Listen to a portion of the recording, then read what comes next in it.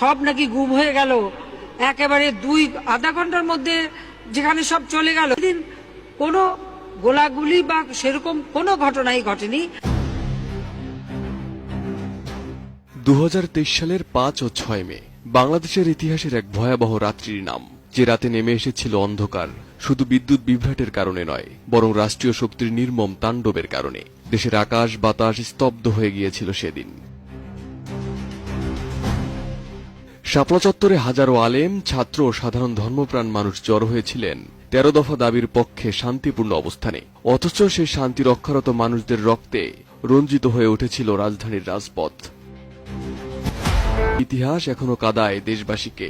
হেফাজতে ইসলাম সম্প্রতি প্রকাশ করেছে সেই রাতের শহীদদের একটি প্রাথমিক তালিকা, যেখানে 93 জন নিহতের নাম, ঠিকানা এবং পরিবারের পরিচয় অন্তর্ভুক্ত করা হয়েছে। তালিকাটি এখনো যাচাই বাছাই চলছে, তবে সংগঠনটির পক্ষ থেকে জানানো হয়েছে এর মহাসমাবেশটি ছিল পূর্ব ঘোষিত। ব্লগারদের ধর্ম অবমাননা, নারী নীতির বিরোধিতা এবং ইসলামী মূল্যবোধ প্রতিষ্ঠার লক্ষ্যে হেফাজতের অবস্থান কর্মসূচিতে অংশ নেয় লাখো মানুষ। দিনের বেলা শান্তিপূর্ণ থাকলেও রাত গভীর হতেই যেন বদলে যায় চিত্রপট। হঠাৎ করেই শুরু হয় অন্ধকারে অভিযান, আলো নিভিয়ে সাংবাদিকদের সরিয়ে শুরু হয় অপারেশন। ইতিহাসে যা অপারেশন সিকিউর শাপলা নামে পরিচিত। রাতভর টিয়ারশেল, সাউন্ড গ্রেনেড, গুলি আর আত্মচিৎকারে কাঁপে ঢাকার বুকে বসে থাকা শাপলা চত্বর। পালাতে গিয়ে রক্তাক্ত হয় অনেক আলেম, কেউ আর ঘরে ফিরতে পারেননি। তখনকার আইজিপি, ডিএমপি কমিশনার ও র্যাবের ডিজি একে সফলতা বলে উল্লাস প্রকাশ করলেও দেশের মানুষের মনে আজও সেই ভয়াবহ রাত্রির ক্ষত জেগে আছে। সরকারের পক্ষ থেকে বারবার এই হত্যাকাণ্ডের কথা অস্বীকার করা হয়েছে। তাচ্ছিল্যের সাথে বলা হয়েছে কেউ নিহত হয়নি। গায়ে লাল রং লাগিয়ে পড়ে আছে, যখন পুলিশ যে ডাক দিচ্ছে উঠে দৌড় মারছে, দেখা গেল লাশ দৌড় মারলো। কিন্তু আন্তর্জাতিক মানবাধিকার সংস্থা সে সময়ই জানায় কমপক্ষে 61 জন নিহত হয়।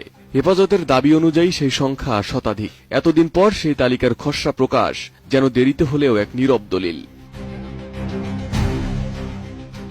এই শহীদ তালিকায় যাদের নাম এসেছে তাদের অধিকাংশই তরুণ, অনেকেই মাদ্রাসার ছাত্র। কোনো রাজনৈতিক পরিচয় ছিল না, ছিল কেবল ধর্মীয় অনুভূতি নিয়ে দাঁড়িয়ে থাকার প্রত্যয়। সেই মনোবলেরই নির্মম মূল্য দিতে হয়েছিল জীবন দিয়ে।